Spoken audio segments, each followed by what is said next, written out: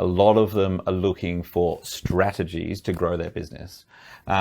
Whether or not that's what they need to grow their business, I'm not sure. But so you would like me to share something that can help them grow their business? I would love that. Okay. In 1982, October, almost 1983, I came upon a book out of what I felt was a necessity called The Time Trap by Alan McKenzie. And as I was devouring that book, I was really realizing it was for me. You know how you pick up a book and go, they're talking to me. Mm-hmm. And it was about time management, or managing your actions in time. And I summarized the book into a really interesting chart. And I'll share this chart with people because I've shared it with governments, I've shared it with corporations, entrepreneurs, organizations of all sorts. And it is very eye-opening. So what you do is you take a piece of paper, or if you're on your computer, you just create a file form. And you put 6 columns. So 5 lines, 6 columns. The far left column, if you're imagining 6 columns across, the far left one, you write down every single thing you do in a day. Every single thing you do in a day in an average 3-month period.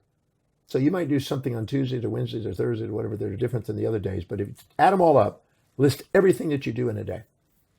Everything. Nothing's too small. And not projects like accounting. The actual actions, the daily actions that you do in accounting or sales or whatever. The actual daily little actions you do. List them all. Not what you should do, what you want, but what you do. No, what do you do? Yeah. I don't want to know what you should do. I want to know what you're doing. Yes. Because that's what matters. Mm-hmm. Once I get that list, which will be pretty exhaustive in most people, right next to it I write down how much does it produce per hour? What does it generate? Because that's a reflection of how much service it's providing somebody that people are willing to pay for. Exactly. Yeah. It's meeting somebody's need. So you want to make sure you do it. So when I first did that, I was in clinical practice. And I did an exam, for instance, and it was $125, and it took me 10 minutes. And so if I multiply that and extrapolate it times 6 per make an hour, that'd be 6 times 125, which is basically $750 per hour. And I found out, okay, I'm making $750 an hour if I'm doing nothing but exams. And I did reports, and it was $400, but it was 2 hours work. So that's $400 divided by 2. That's $200 per hour. And then I did my actual office visits, meeting with people, and that came out to be about $1,200 to $1,500 an hour. Let's say $1,400. And I went down this list, and I did urinalysis and blood analysis and consultations and this and that. And I put the dollar values of what it would be if I was to do that. And then I got down to one that was professional speaking in front of audiences, where I was generating new clients in business. And there I was generating way more, because I'd get 5 or 6, 7 new patients. And the cases average was $3,000. So that's $20,000, $15,000 an hour. And I started looking at all the things I was doing and what I was generating per hour. And after I made that entire list, qualified into hours, I found that some things I were doing for free, and others I was making money, and others were just partial. And then I reprioritized that entire list based on what it actually produced. And that was really eye-opening, because I was definitely realizing I was majoring in minors and minoring in majors. Yeah. I was putting a lot of energy into things that weren't really producing and devaluing myself. Because anytime you do things low on your values or low in productivity, you devalue yourself. Anytime you do high things, you raise your value. Once I did that, I then put another column, a third column, and I wrote down how much meaning does it have on a 1 to 10 scale, 10 meaning extreme meaningful, that's truly inspiring to you, down to forget it. Yeah, right, okay. And I wrote down all the meaning, because sometimes I would sacrifice meaning, do something for meaning instead of just profit. I would go and speak to 2,000 kids at a high school. They didn't pay me, but I got to speak to 2,000 kids and inspire kids, and that was really meaningful, but I didn't make any money. But maybe in the future I would generate new patients out of it, but it was long term. And then I put next to that in the next column, and by the way, I prioritized that according to meaning. So now I've got a list of all the real priorities according to productivity and priority of meaning, because I'm looking for the most meaningful thing that produces the most. That's what I'm looking for in life. Yes. So I have the most fulfillment and the most productivity. Yes. Then I go next column, and I wrote down how much does it actually cost to hire somebody, to delegate that to somebody to do those activities. And I'm making a list, and I want every dollar, not just their salary cost. I mean, their office use costs, their depreciation costs, training costs, insurance costs, parking costs, everything. I want to know down to the little paperclip.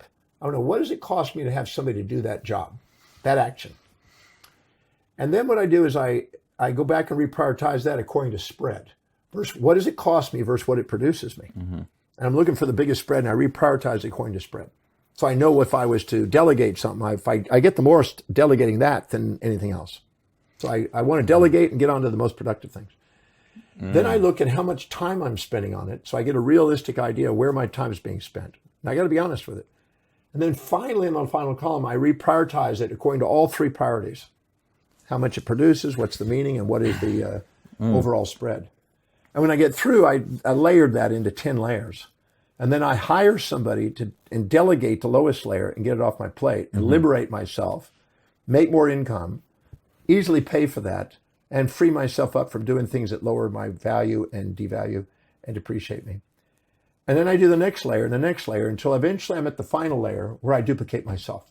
And I duplicate it in a franchise, or I duplicate it in some sort of a exit strategy or whatever, to make sure that I'm doing the highest priority things, making the most income, having the most meaning, generating the most spread, and allowing me to accomplish the most. If an entrepreneur will do that, that's a huge transformation in their business. My business literally tenfolded its increase in 18 months. Tenfolded. Wow. Once I did that exercise. Then I realized that if I'm not meeting their needs, I need to pay. I started video my dialogues with all my clients. I literally videoed everything. And I had a video going on at all times. I want to know what worked and what didn't work every day. And everything that worked, we documented. Everything that didn't work, we documented. We started making sheets of that to find out what was the communication, what was the priorities that we were doing, what was the 20% that gave me 80% results as far as getting an actual outcome that I was striving for. And that was really revealing, because we tend to want to filter our reality to protect our own weaknesses and our own, facades, instead of actually looking objectively at how we're functioning. And sometimes an outside person like a mentor or a coach can help us see that, but just videoing it really does a great job.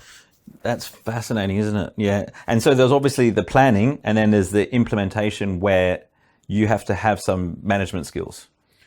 Well, if you don't have the management skills and that's not really valuable to you, you need to hire the person to do it. Okay. I don't do that today.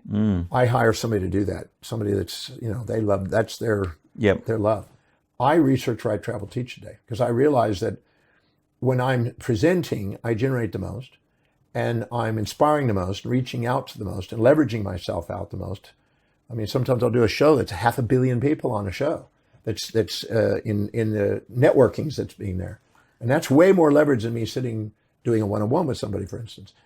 But in the process of doing that, that's the most effective use of my time. Then I found out that if I'm not inspired when I'm doing that, and I don't have new information that I want to share, I don't have the most impact. So that's where my research comes in. And getting clinical research from actually feedback from clients, and also just research and learning on a daily basis. So I have 19 specialists referring me stuff in every single day. So I'm constantly refreshing new information, so I have something new to say. Fantastic. So I have researching and writing, and I write tons of articles, and then I'm presenting, and then I travel.